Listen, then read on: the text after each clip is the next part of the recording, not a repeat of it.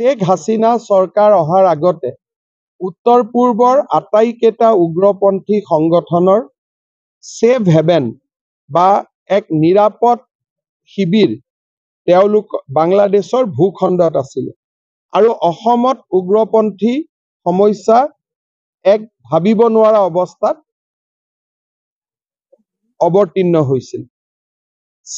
বাংলাদেশত যোৱা 10-15 বছৰৰ এটা যি চৰকাৰী ব্যৱস্থা চলিছিল তাৰ ফলত উত্তৰ পূব সুৰক্ষিত হৈ আছিল। কিন্তু আজি বাংলাদেশৰ অস্থিৰতাই আমাক চিন্তিত কৰি তুলিছে।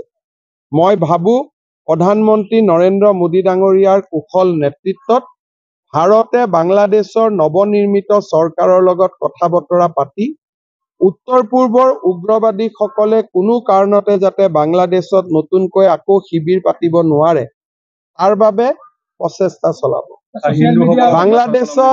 বাংলাদেশত ইস্কন মন্দিৰ, দুৰ্গা মন্দিৰ, হিন্দু লোকসকলৰ ওপৰত অত্যাচাৰৰ বাতৰি আমি ছ'চিয়েল মিডিয়াত দেখা পাইছো।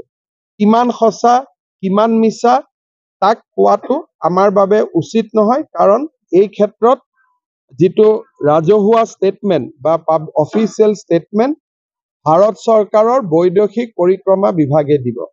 बांग्लादेश में जो भी घटना हो रहा है, हुआ है, नहीं हुआ है, उनका आधिकारिक स्टेटमेंट भारत सरकार ही दे सकता है। किंतु मैं एटाई अनुभव करिछु जे এই ধৰণৰ যদি অসহিষ্ণু সঁচাকৈ যদি ব্যক্তি আমাৰ অসমৰ ভূমিটো আছে 2041-45 যেতিয়া অসমত হিন্দু সমাজ সংখ্যালঘুত পৰিণত হ'ব তেতিয়া আমি কি ধৰণে পৰিবেশৰ লগত মোকাবিলা কৰিম এই চিন্তাই মোক যথেষ্ট আমনি কৰি আছে।